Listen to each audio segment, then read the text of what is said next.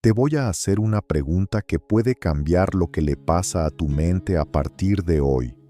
Cuando el mundo a tu alrededor está negativo, cuando las noticias son malas, las conversaciones son pesadas y las personas a tu lado parecen consumir tu energía sin darse cuenta, ¿qué pasa dentro de ti?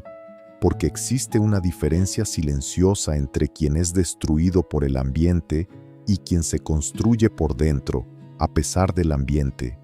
Esa diferencia no es fuerza de voluntad, no es fe ciega, no es optimismo forzado que repites frente al espejo sin creerlo de verdad. Es una ingeniería mental específica que Napoleon Hill describió con precisión quirúrgica y que cuando aprendes a usarla, el negativismo a tu alrededor se vuelve literalmente incapaz de entrar. Deja que esto entre. Hoy te voy a enseñar cómo construir ese blindaje de adentro hacia afuera. ¿Cuántas veces te levantaste con la decisión firme de ser diferente ese día? Y antes de llegar al mediodía ya estabas de vuelta en el mismo ciclo. La queja del compañero de trabajo que se cuela en tu cabeza sin pedir permiso. La noticia en el celular que te aprieta el pecho antes de tomar el primer café. El comentario del familiar que sin querer, o tal vez queriendo, te recuerda todo lo que todavía no tienes. El vecino que toca la puerta para hablar de lo mal que está todo. El grupo de WhatsApp del barrio con noticias que nadie pidió pero todos comparten. El mundo exterior tiene un volumen altísimo. Y aquí en Latinoamérica cargamos además el peso colectivo de generaciones que aprendieron a sobrevivir, no a prosperar, que aprendieron a aguantar, no a transformar. Pero Dios no te puso aquí para aguantar, te puso aquí para construir. Y lo que construyes empieza exactamente donde nadie puede ver, en el territorio invisible de tu mente. En los próximos minutos vas a entender por qué mantenerte positivo no tiene nada que ver con ignorar la realidad ni con fingir que todo está bien. Vas a descubrir qué hace diferente a quien prospera en medio del caos y quién es aplastado por él. Napoleon Hill dedicó 20 años a estudiar eso, y lo que encontró no está en ninguna charla motivacional superficial. Está en principios atemporales que hoy vamos a aplicar a tu vida concreta, a tu barrio, a tu familia, a tu realidad de todos los días. Si entiendes lo que voy a mostrarte aquí, entonces la negatividad externa deja de ser tu destino y se convierte en un ruido que ya no puede entrar. Hay algo que voy a revelar en el tema 4 que va a conmoverte de una manera que no esperabas. Una historia real que demuestra que este conocimiento no es teoría, es transformación que ocurre en la vida de personas comunes, con problemas comunes, en ciudades latinoamericanas comunes. Antes de seguir, dale like a este video ahora mismo. No lo hagas por mí. Hazlo porque en el tema 4 vas a descubrir por qué ese gesto simple ya comenzó a mover algo en tu frecuencia mental, en la dirección correcta. Y quédate hasta el tema 6, porque ahí voy a revelar el principio que Napoleon Hill llamó la piedra angular de la mente positiva. El mismo que separa a quien se mantiene en pie de quien cede ante el ambiente. Ese principio tiene un nombre preciso, y cuando lo entiendas, todo lo que escuches antes va a encajar de golpe. Ignora lo que verás hoy, y dentro de 10 años seguirás respondiendo a la vida en lugar de crearla, trabajando más horas, cargando el mismo peso, preguntándote por qué el esfuerzo no alcanza. Pero si te quedas, si abres tu mente a lo que viene, algo va a cambiar. No mañana, hoy, desde adentro. Existe algo que la semilla sabe y que el árbol a veces olvida. La semilla no lucha contra la tierra que la rodea. No le exige a la oscuridad que se ilumine antes de tiempo. No grita pidiendo lluvia cuando todavía está enterrada. Simplemente permanece, quieta, firme, confiando en un proceso que no puede ver con los ojos, pero que siente en cada fibra de su ser. Y en ese silencio aparentemente vacío, algo extraordinariamente poderoso está ocurriendo. Raíces que nadie ve se extienden en la dirección del agua, energía que se concentra, fuerza que se acumula en silencio absoluto, hasta que un día, sin anunciarlo, sin pedir permiso, sin drama, brota, y el mundo que antes la ignoraba, que pisaba encima sin saberlo, ahora la busca. Mantenerse positivo en un mundo negativo empieza exactamente ahí, en aprender a germinar en la oscuridad sin necesitar que nadie lo vea, sin necesitar que nadie lo valide, sin necesitar que las condiciones externas cambien primero. Pero aquí hay algo que quiero que tengas en mente mientras escuchas esto, porque en el tema 2 vamos a entrar en el laboratorio secreto donde se decide todo, antes de que cualquier cosa sea visible en el mundo exterior. La semilla puede estar rodeada de tierra fértil o de piedras, y aún así germinar. Pero hay una condición invisible que determina si va a brotar fuerte o débil, si va a sostenerse en el tiempo o colapsar a la primera tormenta. Esa condición no está afuera, está en la composición interna de la semilla misma. Por ahora, te pido que hagas algo concreto. Dale like a este video en este momento. No es un gesto vacío, es una decisión. Y las decisiones pequeñas tomadas con intención plena son el primer lenguaje del cambio. El cerebro registra cada elección consciente. Sigue conmigo. Napoleon Hill escribió que la mente es como un campo fértil que no juzga la semilla que recibe. Planta pensamiento de derrota, cosecha derrota. Planta pensamiento de posibilidad, cosecha posibilidad. Pero Hill descubrió algo que va más allá del optimismo superficial. El pensamiento positivo genuino no es el que niega el dolor, es el que lo trasciende sin ignorarlo.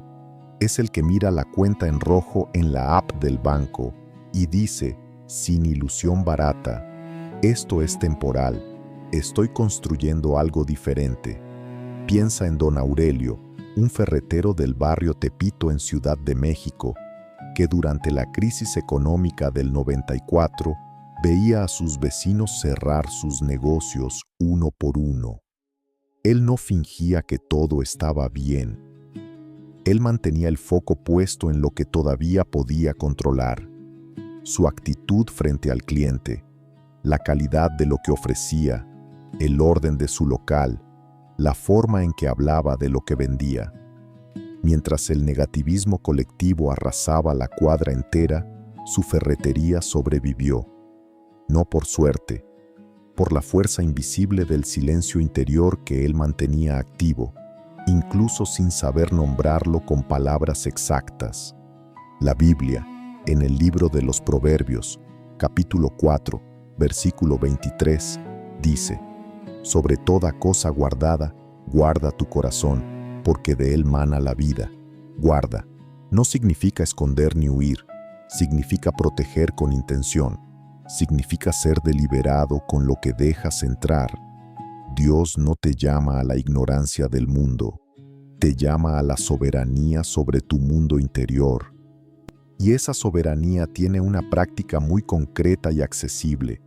Antes de consumir cualquier información de afuera, dale a tu mente algo de adentro, una afirmación, un propósito recordado, una gratitud elegida, aunque sean 2 minutos antes de agarrar el celular, antes de encender las noticias, antes de escuchar la primera queja del día.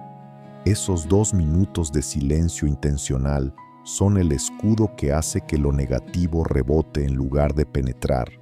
No es espiritualidad de adorno, es higiene mental que cambia la composición química de tu cerebro antes de que el día empiece a exigirte. Imagina a Sandra, 38 años, vendedora de arepas en una esquina del barrio Alfonso López, en Cali, Colombia. Cada mañana se levanta a las 4:30 cuando el barrio todavía huele a noche y a tierra mojada por el sereno. Enciende el fogón de gas con ese ruido seco y familiar. El sonido del aceite caliente comenzando a hervir llena la cocina pequeña. Y mientras amasa, en lugar de prender la radio con las noticias de la ciudad, Sandra murmura sus propias palabras, no en voz alta, apenas en susurro, como quien comparte un secreto con la madrugada, frases de lo que quiere ver en su día, de lo que cree posible, de lo que agradece, incluso antes de que ocurra. Sus vecinas la ven salir al puesto con una energía diferente a la de todos en la cuadra. Esa mujer siempre está tranquila, dicen, sin poder explicar por qué. Lo que no saben es que esa tranquilidad no es natural. No es don genético ni carácter especial. Es construida, silencio a silencio, madrugada a madrugada, decisión a decisión. Pero aquí surge una pregunta que no podemos ignorar. ¿Por qué hay personas que practican esto durante semanas y aún así sienten que algo se los impide? ¿Por qué el negativismo parece regresar con más fuerza justo cuando empiezas a resistirte? ¿Por qué algunos días el escudo aguanta y otros días la primera crítica del día te desbarata por completo? La respuesta está en algo que ocurre en un lugar que no puedes ver a simple vista. Un laboratorio que funciona las 24 horas del día, procesando todo lo que vives, lo que sientes, lo que temes, lo que deseas. Y ese laboratorio tiene reglas que pocos conocen, reglas que cuando las entiendes, cambian todo. Tu mente no es una pantalla pasiva que refleja la realidad, es un laboratorio activo que la fabrica. Cada pensamiento que entra ahí no es un visitante inocente que pasa sin dejar rastro. Es un reactivo que modifica el ambiente interno y determina qué tipo de resultado va a salir al mundo exterior. Los investigadores que estudian el cerebro humano descubrieron algo que parece difícil de creer, pero que es neurología documentada. El cerebro no distingue con precisión entre lo que vives con el cuerpo y lo que vives con la mente. Si piensas un miedo con suficiente intensidad y repetición, tu amígdala cerebral libera cortisol como si la amenaza fuera completamente real, aunque estés sentado cómodamente en tu casa. Si visualizas una victoria con suficiente emoción genuina, tu córtex prefrontal activa los mismos circuitos que activaría si esa victoria ya hubiera ocurrido. El laboratorio no pregunta si es verdad o mentira. Fabrica exactamente según las instrucciones que recibe. Y las instrucciones que recibe, eres tú quien las da, lo sepas o no. Ahora quiero plantarte algo en la mente que no vas a poder sacudir fácilmente. Hay una persona cuya historia vas a escuchar en el tema 4. Alguien que usó ese laboratorio en condiciones que a muchos parecerían imposibles. Sin recursos extra, sin cambiar de trabajo, ni de barrio, ni de familia, sin que nadie a su alrededor lo apoyara ni lo entendiera. Solo con entender cómo funciona ese laboratorio y tomar la decisión de ser el científico en lugar del experimento. Lo que le pasó en 90 días desafía cualquier argumento de que las circunstancias no me lo permiten y el principio profundo detrás de esa transformación solo lo voy a revelar completamente en el tema 6. Por ahora, si esto está resonando, si sientes que algo aquí te pertenece, dale like a este video para fijar esta energía. Cada vez que tomas una decisión pequeña con intención genuina, el laboratorio lo registra. Bob Proctor, uno de los estudiosos más profundos del pensamiento de Napoleon Hill, decía que la autosugestión consciente es el único camino de acceso directo a la mente inconsciente. No el único camino fácil, el único camino real. Porque el inconsciente no acepta argumentos racionales por más convincentes que sean. Solo acepta imágenes repetidas con emoción verdadera. Piensa en eso detenidamente. Cada vez que te repites, no puedo, no alcanza. Para uno que es así, no hay salida. No estás siendo realista ni maduro. Estás programando tu laboratorio. Estás dando instrucciones que el cerebro ejecuta sin cuestionar. Don Fermín, mecánico de autos en el barrio La Perla de San Juan, Puerto Rico, tardó 43 años en entender que la razón por la que su taller nunca crecía no era la falta de clientes, ni la economía, ni el gobierno. Era la instrucción que él mismo le daba a su mente cada vez que llegaba alguien con un carro de modelo reciente. Eso no es para mí.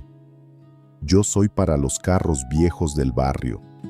El día en que cambió esa instrucción, con práctica consciente y persistente, cambió el resultado.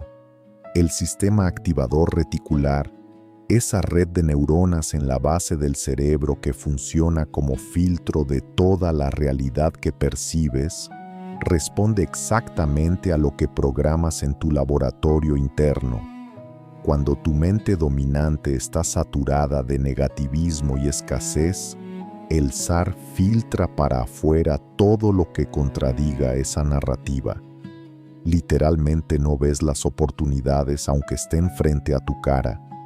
No es que no existan, es que tu filtro cerebral las declara irrelevantes antes de que lleguen a tu conciencia, como si fueran ruido de fondo. Pero cuando reprogramas ese filtro a través de la repetición consciente y emocionalmente cargada de nuevas instrucciones, el SAR empieza a detectar exactamente lo que necesitas, como una antena recalibrada que de repente capta señales que siempre estuvieron en el aire. La técnica es accesible, pero exige disciplina real.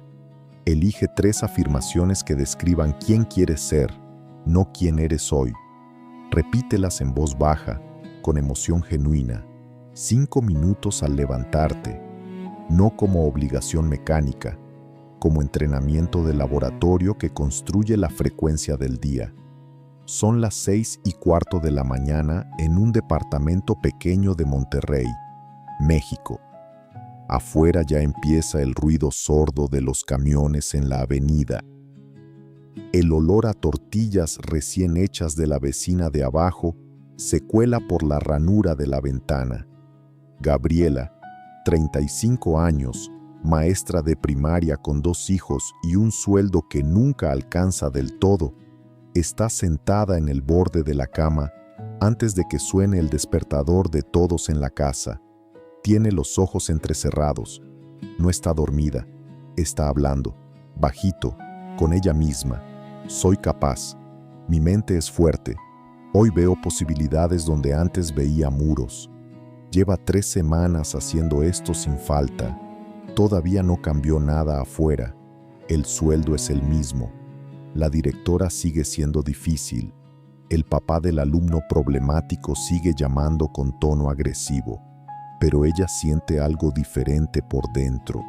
Una firmeza nueva, como raíz que no se ve pero que ya no cede tan fácil. El laboratorio está trabajando, en silencio, como siempre, pero el laboratorio interior no trabaja en aislamiento, tiene ciclos, tiene un tiempo de preparación que a veces se siente como pérdida, como estancamiento, como señal de que algo está mal. Hay momentos en la vida donde el mundo parece cerrarse, donde las puertas se cierran una tras otra, donde la invisibilidad parece el único destino posible. Y la pregunta que quema por dentro en esos momentos es, ¿por qué? ¿Y si esos momentos no fueran lo que parecen? ¿Y si lo que experimentas como rechazo fuera en realidad una preparación tan profunda que solo puede ocurrir en la oscuridad, lejos del aplauso y del ruido? Hay un patrón que se repite en los textos más profundos que la humanidad ha producido y también en la vida real de quienes han construido algo genuino. Antes de la manifestación, hay un desierto. Antes de la cosecha, hay una siembra que nadie ve.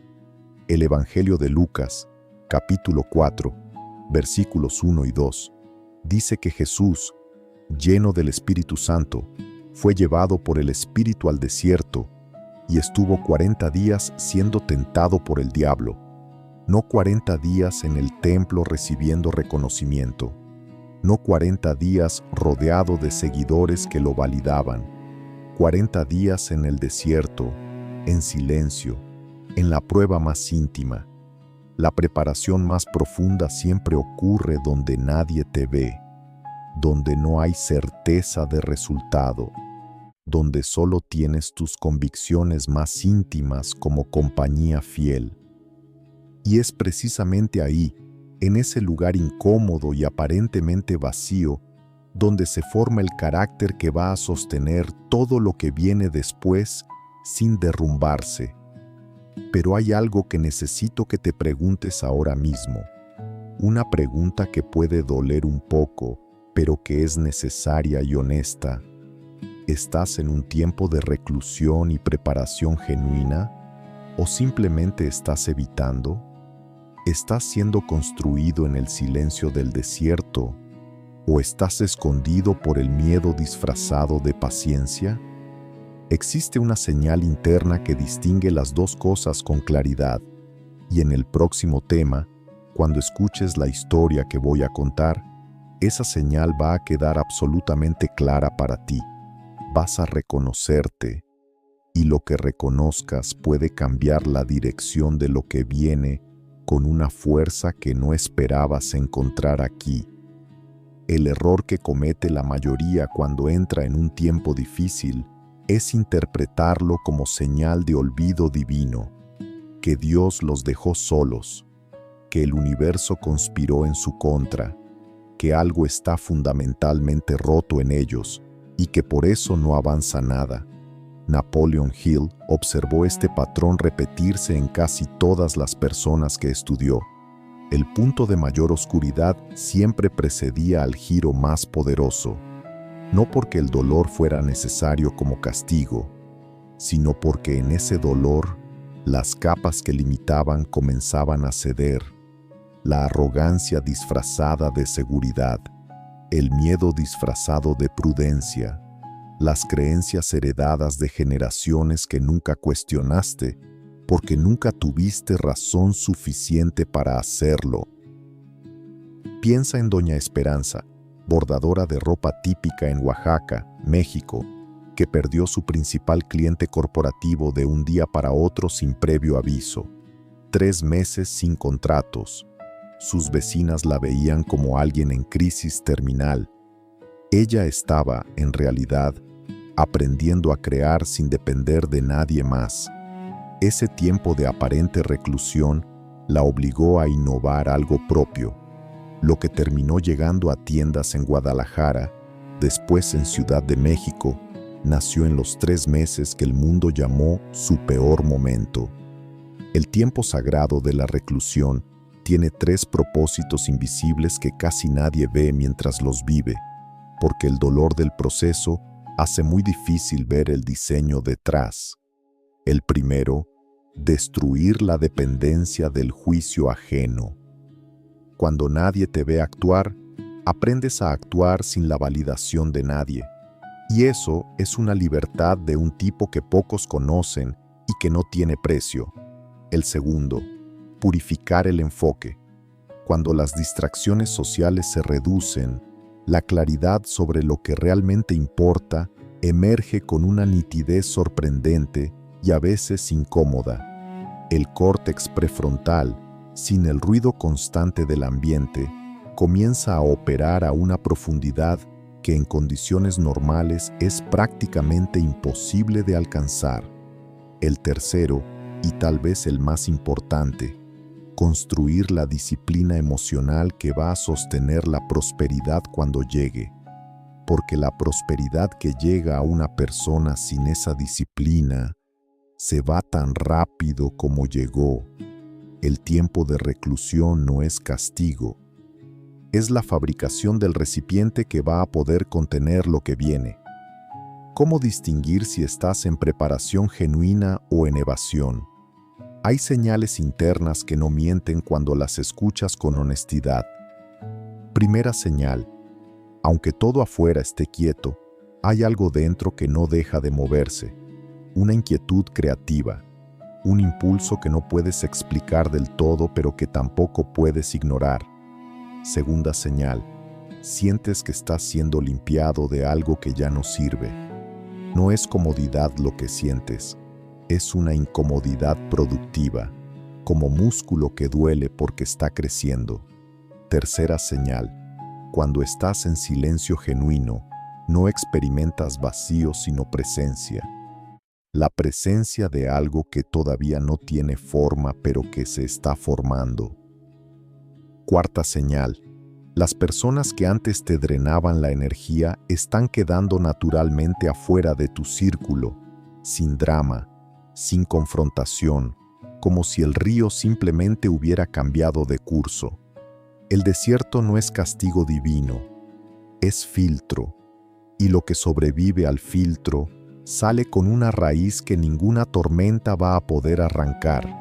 Y hay alguien cuya historia quiero que escuches ahora mismo. Alguien que vivió ese desierto de una manera que pocas personas podrían imaginar sin rendirse, que estuvo exactamente en el punto donde la mayoría hubiera abandonado todo, donde la lógica decía que no había salida visible, donde el negativismo del ambiente era tan denso que podías casi tocarlo con las manos, y que tomó una decisión tan simple, tan silenciosa, tan poco espectacular en apariencia, que cambió todo lo que vino después. Esta es su historia. Andrés tenía 44 años y manejaba una buseta en las rutas del sur de Bogotá, Colombia.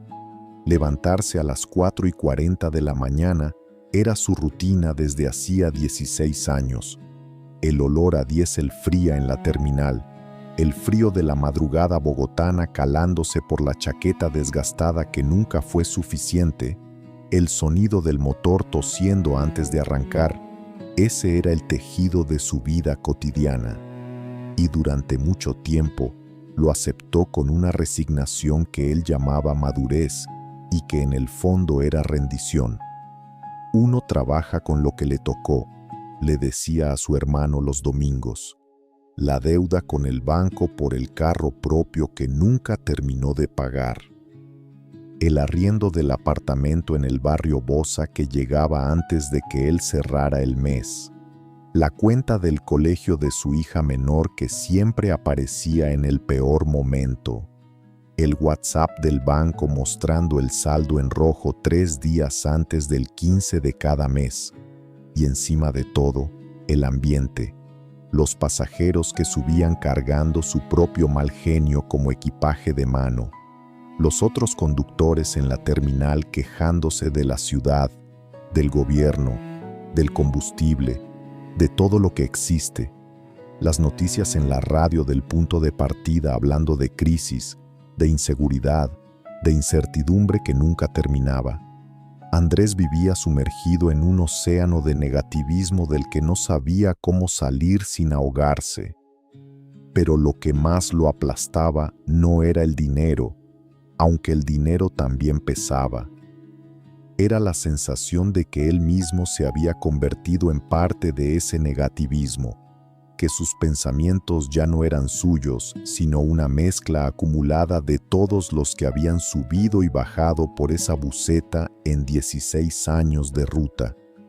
Una noche, después de entregar el vehículo y sentarse solo en la parada a esperar el bus de regreso a casa, Andrés sacó del bolsillo trasero un libro viejo que su padre le había dejado antes de morir. Un libro gastado, con las esquinas dobladas y manchadas, con anotaciones en lápiz en los márgenes con la letra apretada de un hombre que creía en lo que leía. Piense y hágase rico, de Napoleon Hill. Lo había cargado durante 8 meses sin abrirlo, como peso muerto. Esa noche fría de Bogotá lo abrió.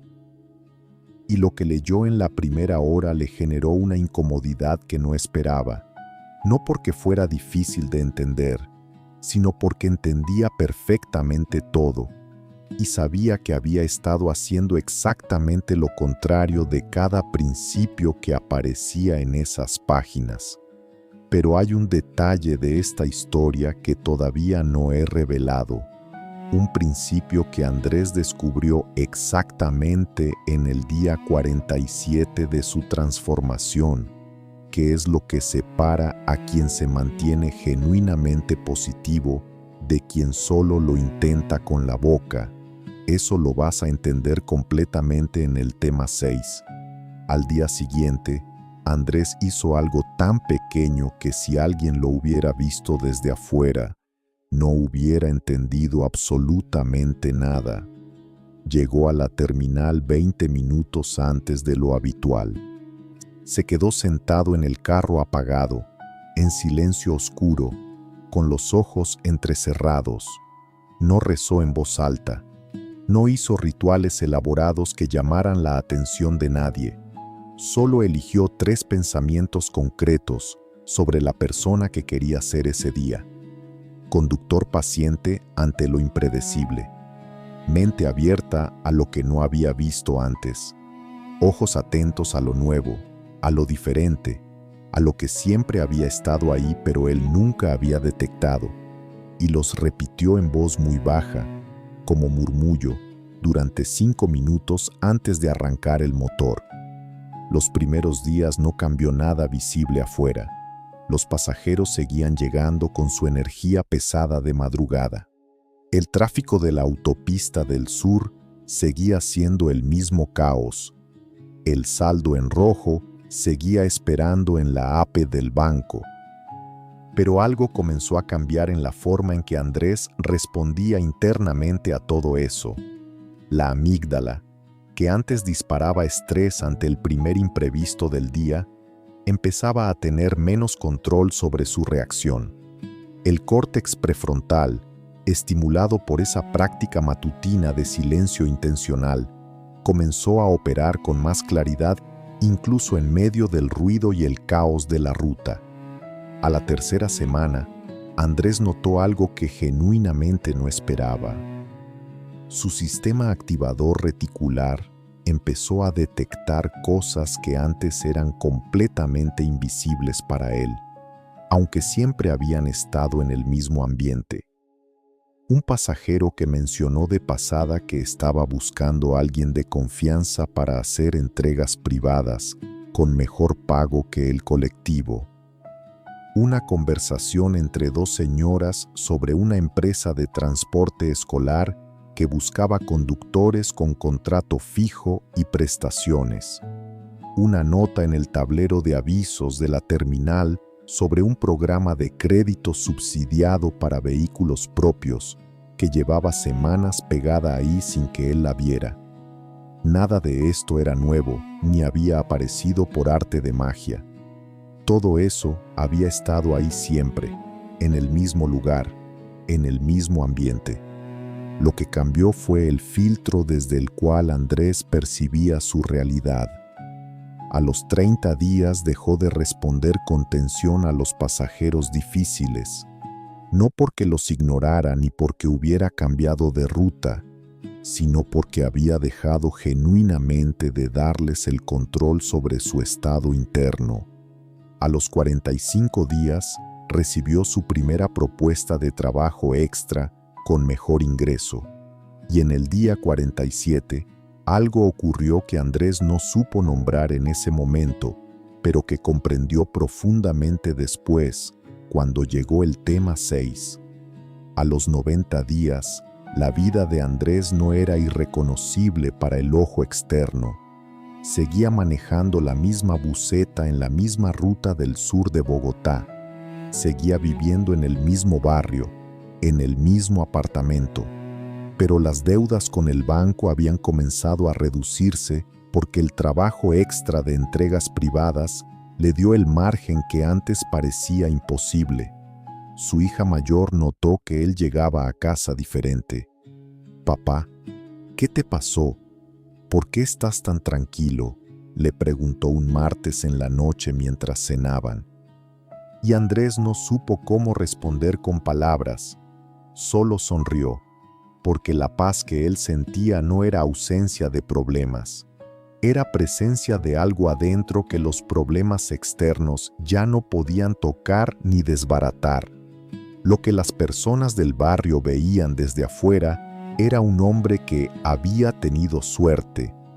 Lo que realmente había ocurrido era una ingeniería interna tan silenciosa, tan consistente, tan ajena al espectáculo de las redes sociales y los anuncios, que nadie en la terminal hubiera creído si alguien se los contara. El negativismo del mundo seguía existiendo con la misma intensidad, los mismos pasajeros, la misma ruta, el mismo frío de la madrugada bogotana, pero Andrés había dejado de ser permeable a ese negativismo. Lo que antes lo penetraba y lo hacía pedazos, ahora rebotaba. Si la historia de Andrés tocó algo dentro de ti, si reconociste en algún momento de su recorrido algo que también es tuyo, quiero pedirte que hagas algo ahora mismo. Escribe en los comentarios esta frase: «Yo soy la próxima historia de éxito». No lo escribas como gesto automático que haces sin pensar. Escríbelo como declaración, como la primera instrucción consciente que le das a tu laboratorio mental desde este momento exacto. Porque las palabras que elegimos con intención genuina se convierten en órdenes que el cerebro comienza a ejecutar de inmediato, construyendo los primeros caminos neurales de la transformación. Y recuerda, hay un detalle de la historia de Andrés que todavía no te he revelado, lo que él descubrió exactamente en el día 47. El principio que Napoleon Hill llama la piedra angular de toda mente positiva real. Ese principio no es lo que la mayoría imagina, y cuando lo entiendas en el tema 6, todo lo que escuchaste hasta aquí va a encajar de una manera que no esperabas. Hay dos tipos de personas que quieren transformar su vida. Las primeras lo anuncian con entusiasmo genuino. Publican en el estado de WhatsApp que este año va a ser diferente. Le cuentan a la familia en la cena del fin de semana el plan que tienen armado. Escriben sus metas en un cuaderno nuevo con letra cuidadosa y lo comparten con sonrisa. Y la mayoría de las veces, con dolorosa frecuencia, nada de eso ocurre. No porque sean perezosas ni malas personas, sino porque el cerebro, al recibir la validación social que genera el anuncio, libera dopamina como si la meta ya estuviera cumplida. El sistema de recompensa se activa antes de que el trabajo real haya comenzado, y después hay biológicamente menos energía emocional disponible para la ejecución real y consistente. Las segundas personas se mueven en silencio, no porque sean secretivas ni desconfiadas, sino porque han entendido, por experiencia o por instinto, que la energía que se gasta en explicar lo que se va a hacer se resta directamente de la energía para hacerlo. Y aquí es donde quiero que te quedes muy atento a algo que voy a revelar en el próximo tema. Hay un momento específico en el proceso de transformación silenciosa donde lo invisible comienza a cruzar la frontera hacia lo visible. Un punto de inflexión que no tiene señalización, que no avisa con tiempo, que llega de forma tan natural y orgánica que muchos lo dejan pasar sin reconocerlo por lo que es. Ese momento tiene un nombre preciso en la psicología del comportamiento: Reconocerlo es la diferencia entre quien aprovecha el impulso que se creó con todo el trabajo invisible y quien lo deja escapar por no haberlo visto llegar. En el tema 6 te voy a mostrar ese momento con la claridad que merece. Por ahora, quédate con esto que no tiene vuelta atrás. El silencio no es pasividad. El silencio es el idioma de quien ya tomó la decisión. Napoleon Hill enseñó que la ley de compensación opera de forma implacable e impersonal, sin favoritismos ni excepciones. Recibes en proporción exacta al valor que generas, multiplicado por la consistencia con que lo generas y por el número de personas a quienes llega ese valor, no en proporción a lo que anuncias ni a lo que intenciones, en proporción a lo que realmente haces, en silencio, de forma constante, durante el tiempo que sea necesario sin rendirte antes. El taxista de Medellín que estudia administración de pequeños negocios en las noches mientras su familia duerme. La vendedora del mercado de Chiclayo, Perú, que ahorra 50 soles a la semana sin decírselo a nadie, semana tras semana, durante un año completo. El empleado de bodega en Caracas que aprendió a usar herramientas digitales en su teléfono viejo durante los cortes de luz que antes solo usaba para quejarse. Todos ellos están operando bajo la ley de compensación sin saberlo por nombre. Y la ley no distingue entre quienes la conocen por nombre y quienes simplemente la viven. Funciona igual, siempre. ¿Por qué el silencio protege la transformación con tanta eficacia? Desde el punto de vista espiritual, porque Dios trabaja en lo invisible antes de manifestar en lo visible, y hay algo sagrado en ese proceso que no soporta el escrutinio prematuro ni el aplauso antes de tiempo. Desde el punto de vista neurológico, porque el ambiente externo tiene una capacidad brutal para plantar dudas en los circuitos que estás construyendo con tanto esfuerzo. Un comentario escéptico de un familiar en el momento equivocado puede desactivar semanas enteras de reprogramación mental, no porque el familiar tenga razón, sino porque los caminos neurales nuevos son frágiles al principio, como raíces recientes que todavía no tienen la profundidad para resistir el primer tirón. El silencio no es desconfianza hacia los demás, es protección de un proceso que todavía necesita tierra antes de ser expuesto al viento. Cuidar tu proceso en silencio es respetar lo que Dios está construyendo en ti. Las acciones que más transforman son casi siempre las menos espectaculares a simple vista. Levantarse 15 minutos antes para leer algo que nutre en lugar de consumir algo que distrae. Tomar agua antes de abrir el celular.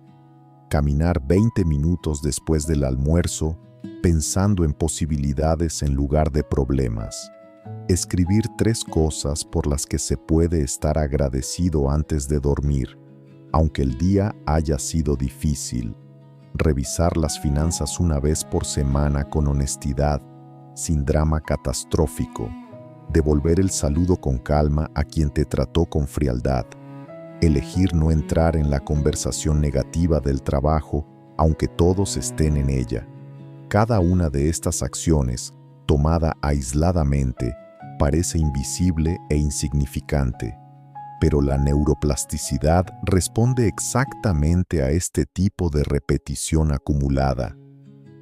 Cada vez que eliges la acción correcta, aunque sea pequeña y nadie la vea, el camino neural de esa elección se profundiza, y con el tiempo necesario, lo que era esfuerzo consciente y costoso se convierte en respuesta automática, tu nuevo punto de partida natural. Y cuando esa acción silenciosa alcanza una frecuencia específica, cuando la repetición ha sido suficiente para crear caminos profundos en el cerebro y en el espíritu, Algo ocurre que el mundo exterior llama coincidencia o golpe de buena suerte, pero no es ni una cosa ni la otra. Es el punto exacto donde lo invisible finalmente cruza la frontera hacia lo visible. Es la ciencia detrás de lo que parece milagro. Es el momento que Andrés vivió en el día 47. Y eso es exactamente lo que vamos a descubrir ahora mismo. ¿Recuerdas lo que te prometí sobre Andrés? El principio que él descubrió exactamente en el día 47. Aquí está, sin rodeos. Ese día, Andrés llegó a la terminal en la oscuridad de la madrugada y por primera vez no necesitó repetirse sus afirmaciones con esfuerzo consciente, no porque las hubiera olvidado ni porque hubiera dejado la práctica, sino porque ya no las sentía como algo que hacía cada mañana, las sentía como algo que era, como parte de sí mismo. El principio que Napoleon Hill describe como la conciencia de prosperidad no es un estado que se alcanza con optimismo de superficie ni con repetición mecánica. Es un estado que se construye pensamiento a pensamiento, silencio a silencio, acción pequeña a acción pequeña, hasta que deja de ser práctica externa y se convierte en identidad interna.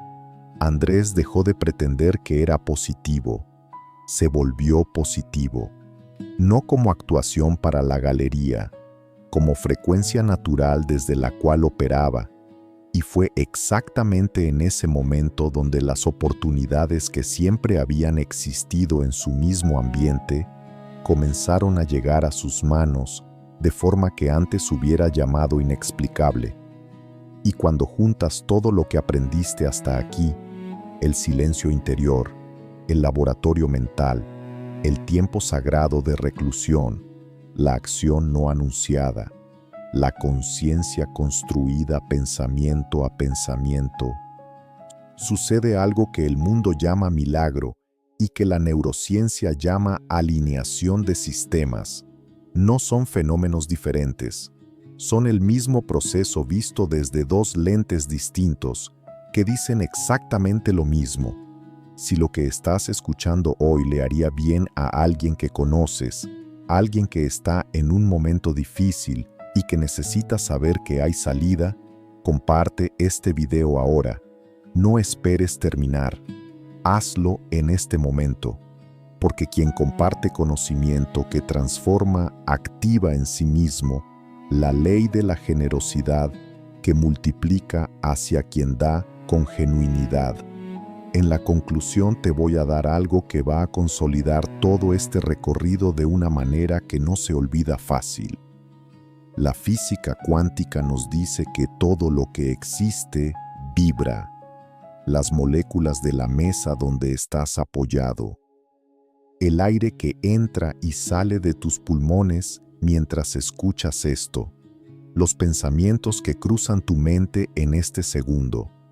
Todo tiene una frecuencia medible, y la neurociencia confirma desde sus propios instrumentos que el estado emocional dominante de una persona determina el tipo de actividad electroquímica que predomina en su cerebro durante horas.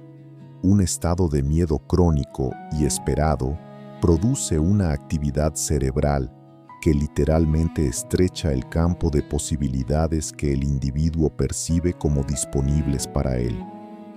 Un estado de apertura genuina y expectativa confiada produce una actividad cerebral que amplía ese campo de forma medible. No es metáfora poética, es observable en laboratorio. Cuando Andrés pasó del miedo habitual a la expectativa confiada, su cerebro literalmente cambió la forma en que procesaba cada elemento de su realidad cotidiana. Y su realidad cambió, no porque el mundo a su alrededor haya cambiado, porque él cambió la frecuencia desde la cual lo habitaba. La mentalidad de abundancia genuina no es creer que el dinero va a caer del cielo sin hacer nada ni moverte de donde estás. Es entrenar el cerebro para operar desde la certeza interna de que hay suficiente, que hay camino, que hay posibilidad concreta, incluso cuando la evidencia presente diga lo contrario con números y fechas. Esa certeza no es ilusión ni ingenuidad. Es la condición neurológica que permite al córtex prefrontal pensar con claridad y creatividad, en lugar de quedar secuestrado por la amígdala en modo permanente de supervivencia. Piensa en la diferencia entre alguien que entra a pedir un préstamo al banco desde el miedo de ser rechazado y alguien que entra desde la certeza tranquila de su propio valor y su plan claro. El contenido de lo que presentan puede ser idéntico. La frecuencia desde la cual lo presentan es completamente diferente, y el otro lo percibe, siempre lo percibe, aunque no sepa explicar por qué uno le generó confianza y el otro no. Hay una paradoja en el corazón de la transformación consciente que confunde a muchos y que merece ser dicha con claridad. Para que algo llegue a tu vida, necesitas desearlo con claridad total y al mismo tiempo soltar el apego a cómo exactamente llegará y en qué fecha exacta aparecerá. Esto no es contradicción ni juego de palabras. Es la diferencia entre una oración que libera y una oración que aprisiona en la angustia de la espera. Cuando oras o afirmas desde la ansiedad de quien necesita desesperadamente algo para sobrevivir el mes, el cerebro registra la desesperación como estado dominante. Cuando oras desde la gratitud anticipada de quien ya confía en el proceso aunque no vea todavía el resultado, el cerebro registra la confianza. La dopamina que se libera en el segundo caso activa circuitos de motivación, creatividad y acción que simplemente no están disponibles cuando el miedo domina el laboratorio. Bob Proctor lo decía de una manera que no tiene vuelta. El resultado ya existe. Tu trabajo es alinearte con la frecuencia en que ya existe. ¿Cómo sabes cuando estás genuinamente alineado y no solo esperando que algo pase?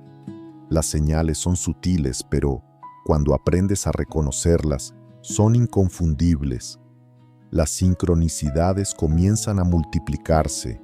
La persona correcta aparece en el momento preciso en que la necesitabas. La información que requerías llega sin haberla buscado, como si alguien la colocara en tu camino. Las puertas que antes estaban cerradas comienzan a abrirse desde adentro, no porque las hayas forzado, sino porque llegaste a ellas con la frecuencia que les corresponde. Y algo más, quizás lo más importante de todo, la paz interior deja de depender de que las condiciones externas mejoren primero. No es que todo esté bien afuera, es que algo adentro se volvió lo suficientemente sólido y profundo para sostenerte, aunque afuera el mundo siga siendo complejo y ruidoso y difícil. Eso es prosperidad real, no solamente un número diferente en una cuenta, una forma de habitar tu vida que el caos externo ya no puede destruir. Hay un momento en que el trabajo invisible de semanas, de meses, de años de construcción silenciosa, cruza una frontera y aparece en el mundo físico de una manera que no pide permiso ni avisa con anticipación. No tiene fecha exacta en el calendario, no manda señal previa, simplemente llega con la naturalidad de una cosecha que siempre estuvo programada desde que se plantó la primera semilla en tierra firme. Y quien no ha construido esa base interior desde adentro suele creerlo suerte. Quien la construyó con paciencia y consistencia sabe exactamente qué fue. La cosecha de lo que sembró cuando nadie miraba, cuando nadie aplaudía, cuando la lógica del ambiente decía que era inútil seguir. Del vendedor de tintas en el barrio Villa del Prado en Bogotá, que guardó el 20% de cada venta durante 2 años sin decírselo a nadie. De la microempresaria de La Paz, Bolivia, que ahorró 500 bolivianos al mes con disciplina de monje mientras todos le decían que era imposible para alguien como ella. De Andrés, el conductor de buseta que construyó en 90 días de silencio lo que después el mundo quiso leer como golpe de suerte. La cosecha no engaña. Siempre revela la calidad exacta de lo que fue sembrado. Y todo lo que aprendiste en este recorrido se resume en una verdad que quiero que lleves contigo, grabada en el lugar donde las verdades que cambian vidas se guardan. La positividad genuina no es un estado de ánimo que se tiene o no se tiene. No es carácter de privilegiados, ni condición de los que tuvieron una vida más fácil. Es una arquitectura interna que se construye decisión a decisión, silencio a silencio, práctica a práctica, madrugada a madrugada. No depende de que el mundo mejore primero para que tú puedas empezar. Depende de que tú decidas dejar de ser el producto del ambiente y comenzar a ser el productor de tu respuesta al ambiente. Esa es la diferencia que Napoleon Hill estudió y documentó durante 20 años. Y hoy esa diferencia está en tus manos con una claridad que muy pocas personas en tu vida van a poseer. La suerte es el nombre que le ponen quienes no vieron el proceso. Lo que el mundo etiqueta como golpe de suerte inesperado es casi siempre el resultado de una preparación tan silenciosa, tan constante, tan invisible para el observador externo, que parece haber surgido de la nada sin antecedente. Pero nada surge de la nada, todo surge de algo, siempre. La pregunta relevante que cambia el rumbo no es si tienes suerte o no la tienes. La pregunta relevante es qué estás construyendo ahora mismo, en el silencio de tu mente, en la calidad de tus pensamientos habituales, en las decisiones pequeñas que tomas cuando nadie te está viendo ni esperando nada de ti. Esas decisiones, acumuladas en el tiempo con consistencia y con intención, se convierten en un destino que parece predeterminado desde afuera, pero que en realidad fue elegido desde adentro, elegido por ti, ladrillo a ladrillo, en silencio. Uno de los principios más poderosos y simultáneamente menos practicados de la transformación consciente es la gratitud anticipada. No solamente la gratitud por lo que ya tienes en la mano, que también tiene su poder. La gratitud por lo que todavía no ves, pero en lo que confías con una certeza que no necesita evidencia presente para sostenerse. Agradecer como si ya hubiera llegado, no como engaño emocional que te dices a ti mismo, como declaración genuina de fe en el proceso y confianza en quien lo diseñó. El cerebro que opera desde la gratitud genuina activa la liberación de dopamina y serotonina en patrones que mejoran la cognición, amplían la percepción del entorno y sostienen la motivación con una fuerza que ninguna táctica de productividad puede replicar por sí sola. Dios no necesita que sufras para darte lo que tiene preparado para ti. Necesita que confíes. Y la gratitud anticipada, practicada con constancia, es el lenguaje más claro y más audible de esa confianza. La transformación genuina no es un evento que ocurre una vez y ya está. Es una práctica, y como toda práctica real, tiene días donde fluye con una gracia que te sorprende, y días donde cuesta cada centímetro y cada segundo. Los días difíciles no son señal de que fallaste o de que el proceso no funciona. Son parte estructural del entrenamiento. La diferencia entre quien sostiene la transformación en el largo plazo y quien vuelve al punto de partida después del primer mes de entusiasmo es exactamente lo que pasa en esos días difíciles.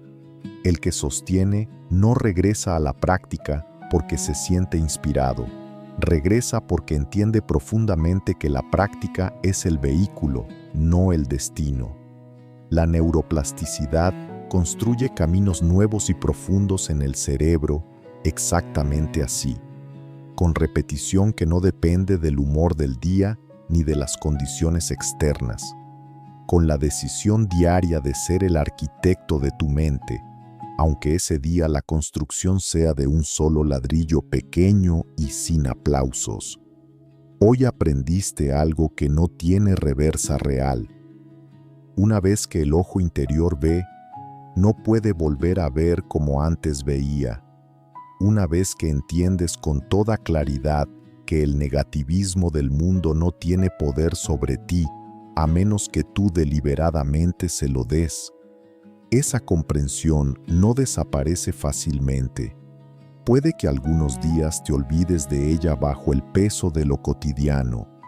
Puede que el caos externo te haga dudar por momentos. Pero hay algo que quedó plantado hoy que va a seguir creciendo aunque tú no lo sientas crecer, porque la semilla ya está en la tierra, y lo que fue sembrado con conciencia y con intención genuina, germina aunque duermas, aunque dudes, aunque el invierno dure más de lo esperado. La pregunta que queda ahora no es si esto funciona. La pregunta es qué vas a decidir hacer tú con lo que recibiste hoy. Y la respuesta honesta a esa pregunta es exactamente donde comienza el próximo capítulo de tu historia. Llegamos juntos al final de este recorrido. Y antes de que cierres este video, quiero que te detengas un segundo. Solo un segundo. Piensa en cómo llegaste al principio de esta conversación, en lo que cargabas cuando el primer minuto empezó, y compáralo con lo que sientes ahora mismo, en este momento. Algo cambió, aunque todavía no sepas nombrarlo con exactitud. Descubrimos juntos que mantenerse positivo en un mundo negativo no es cuestión de carácter privilegiado, ni de circunstancias favorables, ni de fe superficial que se repite sin convicción interna. Es una arquitectura, una ingeniería construida adentro, una decisión que se toma en silencio, se practica en lo invisible y termina manifestándose de formas que el mundo llama extraordinarias y que tú ya sabes que son simplemente el resultado natural y lógico de lo que se construyó con paciencia en el territorio interior. Viajamos por el silencio que germina, por el laboratorio que fabrica realidad, por el desierto que prepara, por la historia de un hombre en Bogotá que eligió ser diferente sin que nadie lo viera, por la acción que no se anuncia, por la ciencia de lo que parece milagro. Y todo eso tiene un nombre que Napoleon Hill nos dejó hace décadas y que hoy es más vigente que nunca: conciencia construida desde adentro hacia afuera. ¿Y ahora qué? Ahora hay una pregunta que solo tú puedes responder. ¿Qué vas a hacer con esto? No mañana cuando tengas más tiempo, no la próxima semana cuando las condiciones sean mejores. Hoy. ¿Cuál será tu primera acción invisible a partir de este momento preciso? ¿Serán los 5 minutos de silencio intencional mañana antes de agarrar el celular? ¿Será la decisión de no entrar en la conversación negativa del trabajo esta tarde? ¿Será escribir, por primera vez con intención genuina y sin prisa, lo que agradeces incluso antes de que llegue lo que esperas? Toma esa decisión ahora, mientras la energía de lo que aprendiste todavía está viva en ti, y para fijarla de una manera que el tiempo no borre tan fácilmente, escribe en los comentarios la frase o el momento de este video que más te impactó.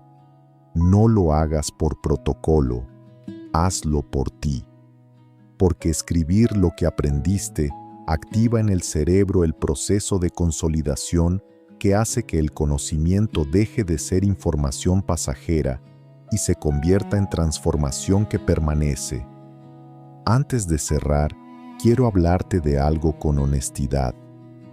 Si lo que viviste aquí hoy despertó en ti un hambre genuina de seguir profundizando este camino, si sientes que necesitas más que un video público para sostener lo que comenzó a moverse en tu interior, entonces quiero invitarte a algo que no es un curso empaquetado ni una promesa de fórmula mágica. Es una comunidad real. Nuestro club de miembros es un espacio donde personas que ya tomaron la decisión de dejar de ser el producto del ambiente y convertirse en el arquitecto de su vida interior, se encuentran cada semana para profundizar estas enseñanzas con herramientas que no tienen cabida en un video público, contenidos más profundos, mentorías directas y, lo más valioso de todo, la conexión con personas que están en la misma frecuencia que tú, que no te van a decir que estás soñando de más, que van a crecer contigo en silencio y con intención. El enlace está en la descripción de este video. Entra solo si estás listo para ir más adentro. Y si este video agregó algo real y concreto a tu vida, suscríbete al canal y activa la campanita, no para verme más a mí, para continuar un viaje que empezaste hoy y que merece ser sostenido semana a semana. Te dejo con esto, y quiero que lo lleves grabado donde las verdades que transforman se guardan para siempre. El mundo va a seguir siendo ruidoso. El negativismo va a seguir siendo real y presente a tu alrededor. Las dificultades no van a desaparecer porque tomaste conciencia de algo hoy, pero tú ya no eres exactamente el mismo de antes de este video, porque ahora sabes que el ruido de afuera solo tiene el poder que tú deliberadamente decides darle. Y esa decisión, tomada cada día en silencio, con constancia sin condiciones, construye una vida que el caos externo ya no puede destruir desde adentro. Que Dios guarde tu proceso. Que lo invisible que llevas adentro florezca en el momento exacto en que fue diseñado para florecer. Hasta la próxima.